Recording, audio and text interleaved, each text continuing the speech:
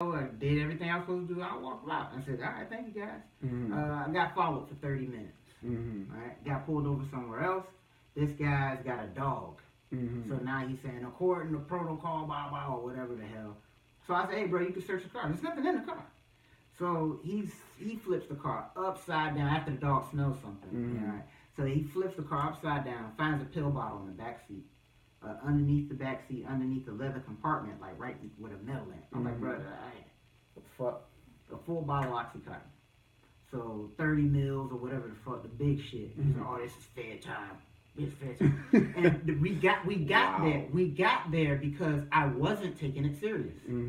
I was laughing at first with him, chuckling with him and his buddy about, hey man, blah blah blah, yeah, hey man, blah blah blah. Oh yeah, that's cool, man. You search it. And so I guess me not taking it serious. He saw, and you know, I came back from my brother's house, so he just gave me a picture from my graduation. So he sees a picture of me, college graduated. Oh, college graduate, huh? I mean, some real backwoods shit. Yeah. And so he plants the pill bottle on me. He threatens me. He's like, hey man, blah blah blah blah. I was like, hey man, I ain't got shit. It wasn't until I'm busting down crying that he goes, they go in a car, they check my record. I ain't got shit. Had I been on probation, had I had anything on my record saying anything with drug use or whatever, they could have. Oh yeah. And I would have been somewhere in Georgia. Yeah. And so my whole thing is that there is a system predicated towards throwing and incarcerating black people. Specific. That's aggressive. Yeah. And I don't know if they're planting pills on white kids coming home from college. But my whole thing is that it happened. So, and that was a personal thing for me. So that's not me being on probation, me seeing the judge face, me watching this woman extend most my time just so because I know they want more money out of me in this system. Just for them waiting for me to fuck up so we get more years. You know, it's not that. So, but like I said, a lot of his fans or people who can identify been fucked up with right. But there's nothing wrong with lamenting on situations like that, because like if you're carrying your personal experience into how you analyze the situation going on with Meek Mill, then we can talk about how your situation was bullshit, or we can talk about individually how you empathize with Meek because you were in a situation in which you felt like you were being targeted for something a little too heavy, a little too harshly. But you know, there's a difference between your situation and assaulting somebody in an airport.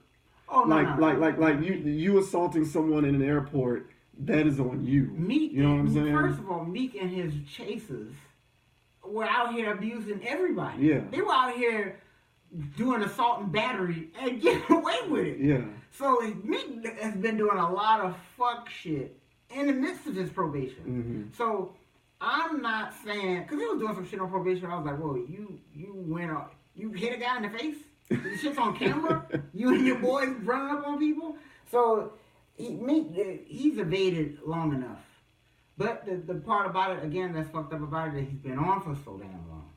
But, you know, again, man, I just say that, as far as the victimization thing, as you said, I just say that, granted, it is true, but I don't think it's a race specific thing. I think it's just that when it comes to our race, we see it in rap, or we see it with athletes, because athletes are our champions too. And so, but yeah, but for sure. But again, this is not something that's just. See, if rappers were the ones that signing themselves, were the ones putting themselves on the radio, I could go for all of that. But there's guys out here who control waves, who control who's gonna be hot, who's not, and all that other stuff. So there's a greater thing out there of who supplies us rappers in the first place. Yeah. And so, granted, we can all say Meek's hot, he's from the street, everybody knew him from whatever. But Meek is a product of the manipulation that happened. All right. So he's Meek Mill was listening to dope boy rappers. Yeah. Who were told to be dope boy rappers. So Meek Mill isn't a machine created by the machine. He's a byproduct of the machine. Yeah. So, but then when he gets hot and whatever.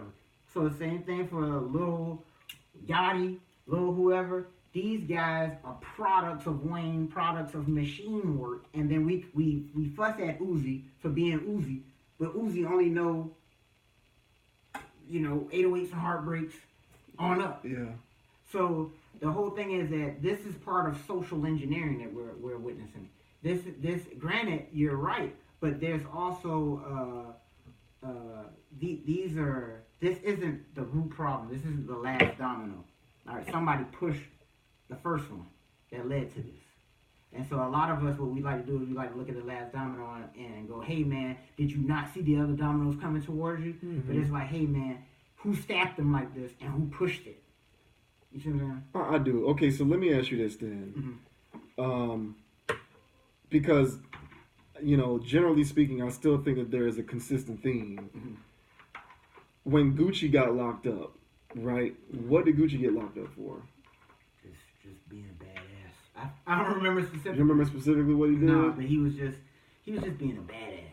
Okay, would you say that Gucci, like whatever Gucci was in, I probably should look this up before we started this. Mm-hmm. But the point that I'm making here is, okay, you say Gucci got locked up generally for being a badass. We say that because we can't recall specifically what it is. Mm-hmm. But nevertheless, Gucci being locked up, there was a campaign around Free Gucci. Oh yeah, there's a campaign around free everybody when they get locked up. Like, you're on a murder charge and we're talking about free Gucci Mane. What I'm saying is, all of that stuff that you said about Meek and the social engineering, like social engineering is a thing, and it's true that does exist. But at what point do you have self-awareness? Like, where do we self-actualize? Because we do that regardless of the circumstances. Absolutely. Even if Meek's situation is something that we look at and say, come on, bro, you're doing too much. 11 years probation. We react to that the same exact way that we react to Boosie getting locked up for attempted murder or whatever he was locked up for. Yeah, he had some real stuff. Right, but it was the same reaction. Boosie gets locked up and we go into the club or we get on Twitter and we seen everybody talk about free Boosie. Mm-hmm. So we do this. There is a thread within the ideology of black people that is at any and all points in which we find ourselves in trouble, we are the victims of something that was targeting us. And, I won't cast aspersions on anyone individually because I wasn't in the courtroom. I don't know the case. I'm not on the lawyer team. I don't know any of the specifics. But we do it all the time with everyone. So either we're just consummate victims all the time and we're always innocent, or we have an inability to hold ourselves accountable. I hear what you're saying, but I think what the outcry is more or less, and is just we just want the proper due process. And even with the whole situation with Boosie, even though he was claiming his innocence from jump, it's just that people know the police in Baton Rouge, and they know that in New Orleans it's kind of crooked there. It's funny there. And from all of Boosie's accounts, for him saying what he had to say. Yeah. And hearing all these other things about the system, you automatically side with the person, and then you say that the system is trying to get Boosie, even though he may have been or whatever. Well, no one is ever going to side with the system. No one's ever going to do that. Right. So since there's nobody's going to side with the system, there's always going to be that what you call like victimization or that victimized type mind, because you're gonna feel like, but again, even if the guy just cold-blooded, like, hey man, that guy is a murderer, because that is going on. There is people who kill people, or allegedly kill people, and they're in jail, and then people still screaming free him. You know what I'm saying? I don't know if you know that boy, Rondo number 9, but he's in jail. Him and his buddies or whatever, Chicago kids, a few years back, and they killed somebody. You know what I'm saying? It wasn't until the kid was on IG with a goddamn bazooka flexing. It was like, hey man, get this kid off the streets. What's going on with this? Same thing with Bobby Shmurda. You out here, you're killing people. You know what I'm saying? Then you make a song about it, and then people still screaming free Bobby Shmurda. Yeah. So it's like, yeah, everybody ain't clean. But it's just, but what was going on through social engineering that we've automatically get into free whoever mode no matter what they did. And I guess what I'm trying to ask is, do you think, like, because I think that like, do you think that we have the capacity to be able to differentiate certain instances of this so that it doesn't minimize our cause to sort of loosen the reins on this system of oppression? Because and I'm gonna draw a parallel with the whole racism thing. So any like, another card that we like to play too is the race card. Like anytime that something, befalls us, and there is even the slightest aspect of that we can sort of look at and say there's something racial going on, we'll take that and run with it. Everything's about racism. Oh, I was fired because of racist, or this happened because of racism. And what I'm saying is, I am not saying that racism isn't present, but I think you minimize the goal of eradicating racism when you blanket everything with a coat of racism, including situations where it would be in your best interest to not play that card. Because sometimes racism is present and sometimes it's not. When you call everything racist, you minimize the goal of eradicating racism to where people just don't pay attention to you. Because they're saying all you're going to do is say racism anyway, so I'm just going to keep doing what I'm doing. Now, do we have the capacity to differentiate situations from like free whoever and bro, you fucked up, so that we can actually have an honest discussion about social engineering and a corrupt system that is oppressing people?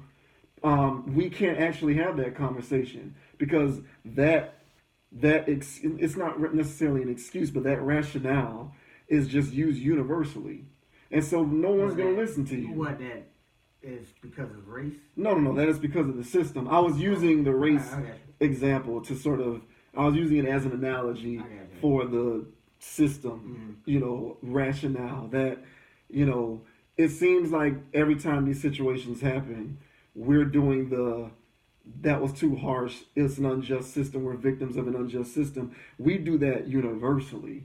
What I'm saying is, if we were self-aware enough to kind of say, okay, this might not be a situation in which we want to use that card, as opposed to other situations in which we do want to use that card, we won't minimize the conversation around eradicating that system.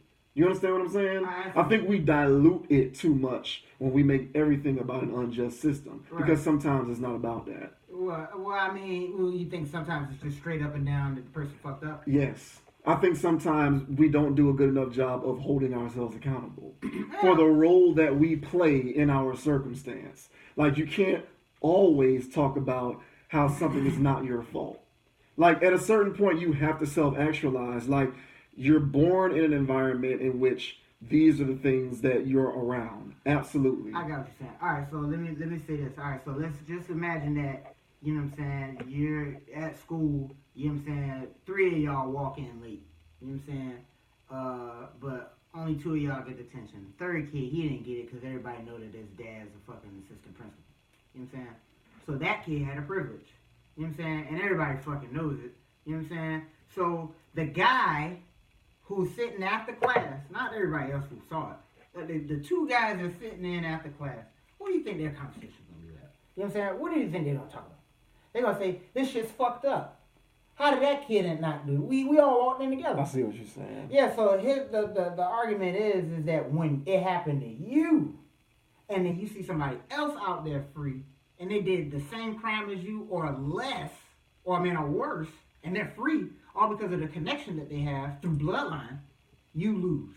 You're right. And so again, like I said, the people that identify with him are the people who are his fans, his stands, and the people who's been fucked up before. Mm-hmm. And if you've been fucked up before, you've been placed in a compromising position to where you're looking at 5 to 10 for possession. While there's pedophile rings going out and people are just, you know what I'm saying, whatever. Yeah.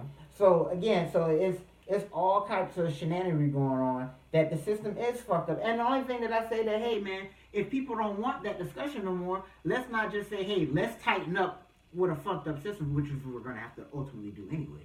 But I'm just saying that what people just need to really do is they need to understand this game. Yeah.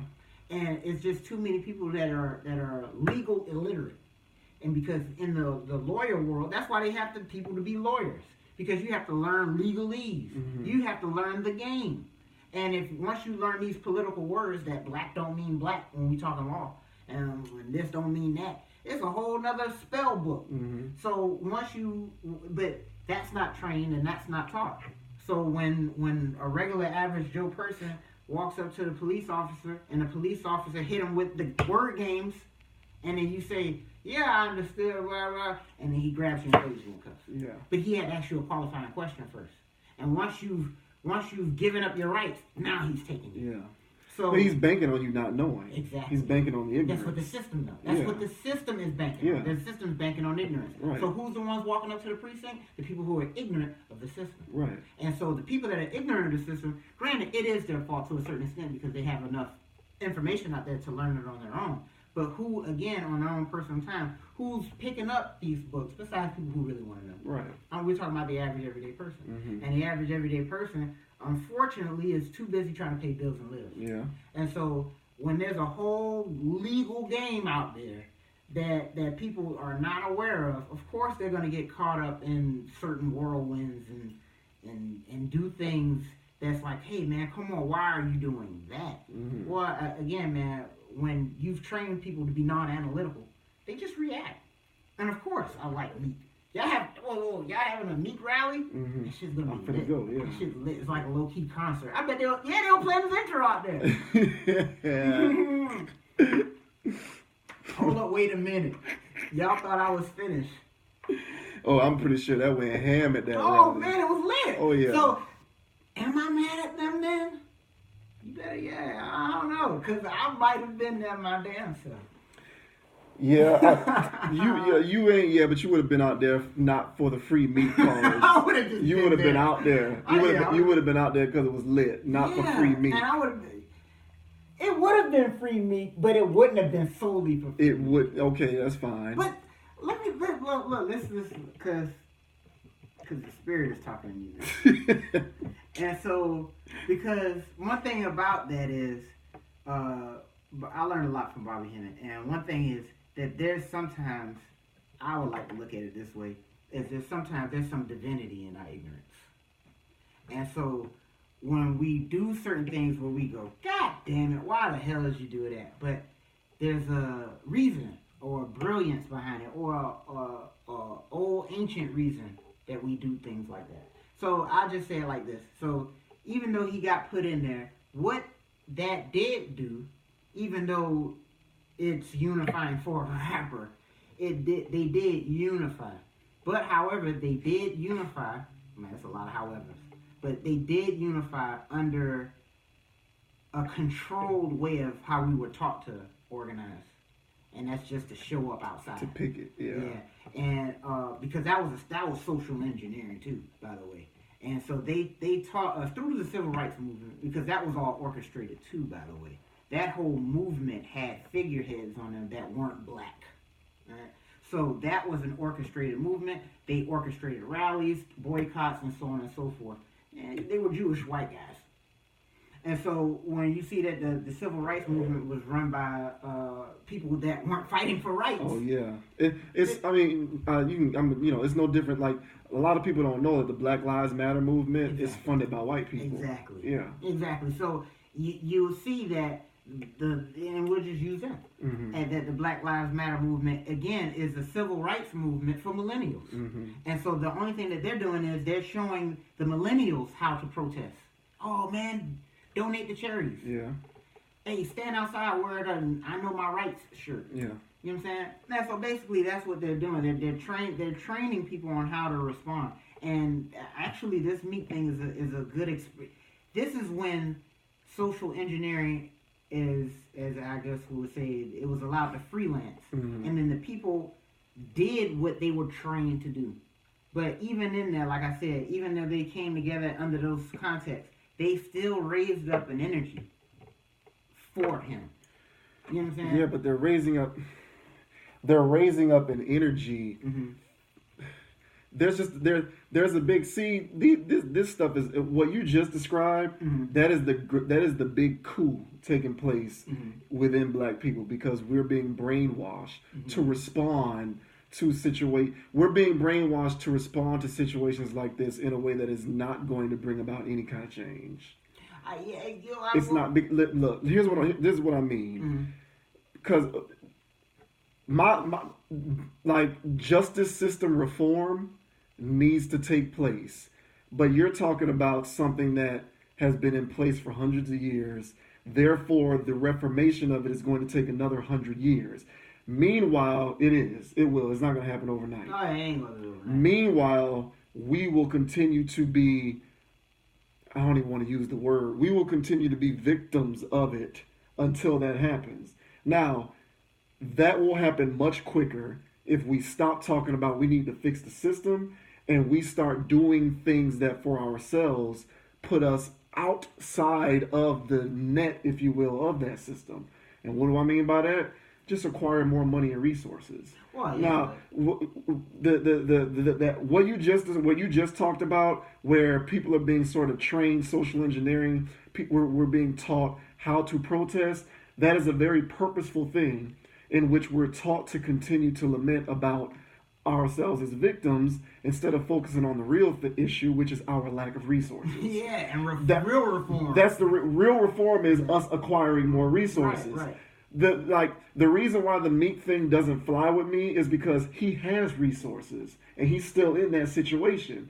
And so we're sitting around talking about free Meek. Why are we sitting around talking about free Meek or free Gucci or free anybody who has these resources? They can free themselves. They're opting not to, which is why you can't sit there and minimize your quest to eradicate social injustice. Social injustice, any kind of injustice, by talking about freeing people who knew better. Right. Like, this person knew better. For us, if we acquire more resources, we're no longer within the funnel. Mm-hmm. Like, if you had you had more resources, to use your example, mm-hmm. you wouldn't have been pulled over because you wouldn't have had a headlight that was out. Yeah, you see what I'm saying? Yeah, so all of that stuff that you're talking about is correct.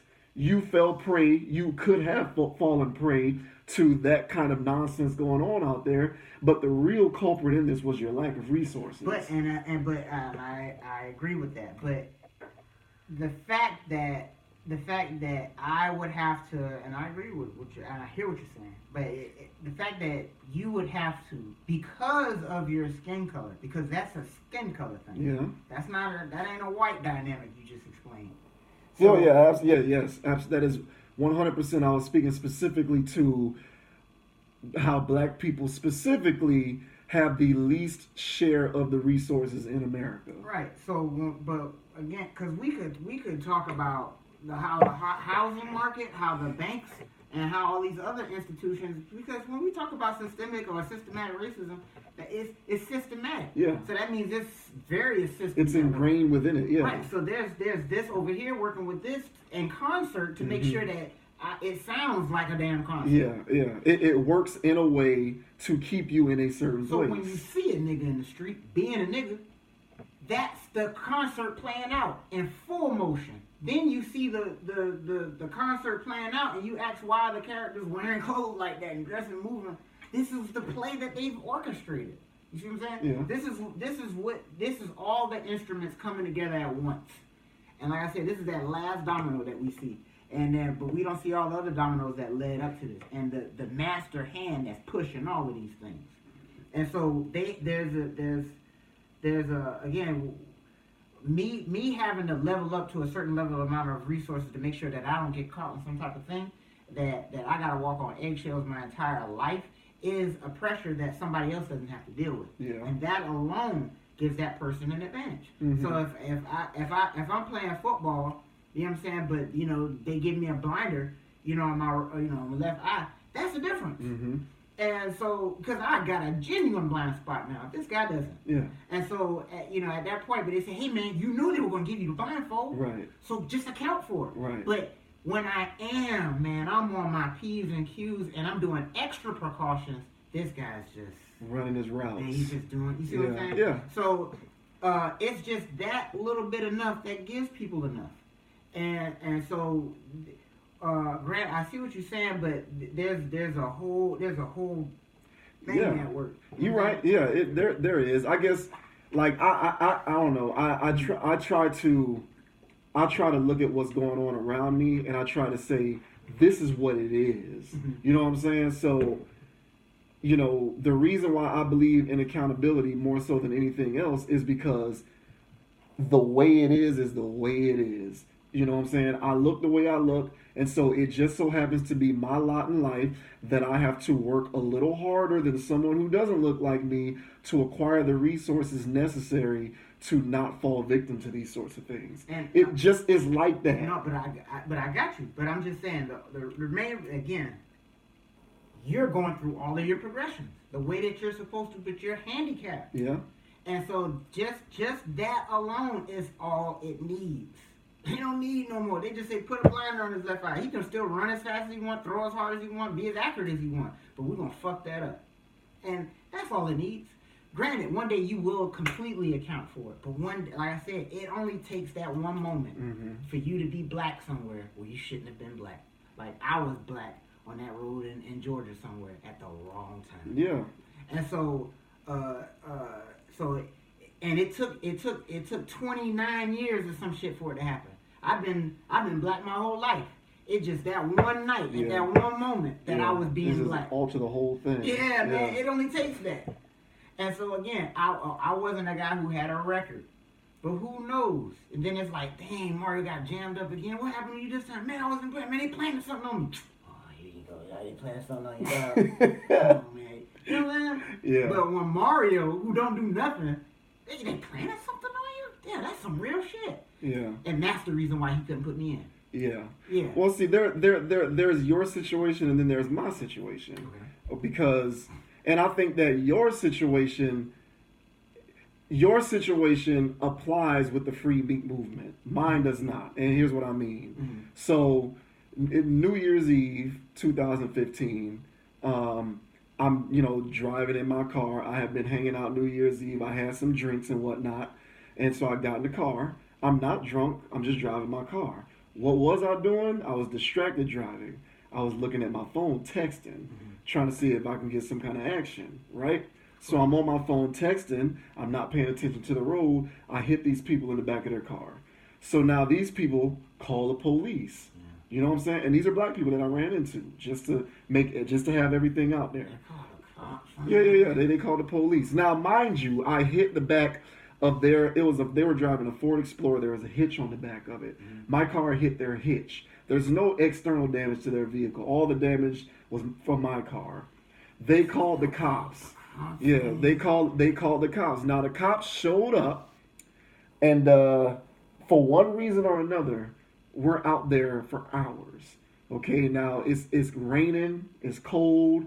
I'm in the car. I'm trying to figure out what's going on. I get out of the car to go talk to the people I hit. Everything is peaceful and fine.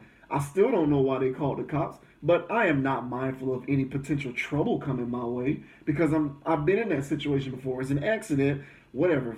Fill out a police report. I'm at fault. Exchange insurance information. Done deal. So I go to talk to the people in the car. They're like, "Oh, I don't know what's going on. They just said to stay in the car. I don't know what he's doing." The cop gets out of the car and tells me to go back into my car. Fine, I go and get back in my car. He says, "Don't stay out." He says, "Don't get out of the car." I'm like, "Fine, I won't get out of the car." So now I'm sitting in the car. It must have been another hour. I'm sitting in there. I'm trying to figure out what's going on. Meanwhile, another car. So my car is here, and the rail on the side of the road is here. So it's a very small amount of space. Behind me, another car is getting pulled over by another cop. So in order for that car to try and pull over to somewhere, he proceeds to try to squeeze in between my car and the side of the road. In the process, he hits my car. And now, the rear quarter panel on the driver's side of my car is fucked up. I feel my car getting collided with by another car. What is my natural reaction? to get out of the car to see what's going on. Long story short, the cop used that as a basis to question my judgment and submit me to a sobriety test. He, and in the report that he filed, he said that I exhibited like, he was basically saying that my judgment was impaired because he told me not to get out of the car, and I got out of the car. And I got out of the car to see why my car was being hit. None of that mattered. You know what I'm saying? None of that mattered. So he proceeds to give me a field sobriety test. Next thing I know, I'm being handcuffed and taken to a little holding cell for DUI. Right? Now, I bring that up to say that the way that I view that situation isn't necessarily me being placed into a funnel in which now I'm being targeted for my blackness. To this day, I believe that I just shouldn't have been driving and looking at my phone at the same time. It's just a mentality that I harbor where I'm looking at the situation and I'm saying, what role did I play in my circumstance? That's all I'm doing. Like, is it sorry? But I'm gonna tell you this. After that situation, have you had liquor in your system behind the wheel of the car in your phone? Yes, I have. But listen, I have not since that day, and this is the honest to God's truth. I haven't texted and driven because I look at the phone as the reason why I got jammed up, not the alcohol. Because when that situation happened initially, to this day, I don't think that I was drunk. But they did their thing, and I blew, and the thing said I'm drunk. But I'm not drunk though. You know what I'm saying? It's one of those weird situations. But the reason why I think the whole thing happened in the first place is because I wasn't looking at the damn road. I'm looking at my phone while I'm driving, and I hit the people in front of me. Yeah. Now, I proceeded to go through a whole lot of foolishness. And now, do I think that a lot of that foolishness was heavy-handed? Yes. However, at the end of the day, I'm still going to look at the role that I played in my circumstance. And I'm saying I shouldn't have been texting on the phone while I was driving because that was a stupid thing to do. And I haven't done that since. Have I had a few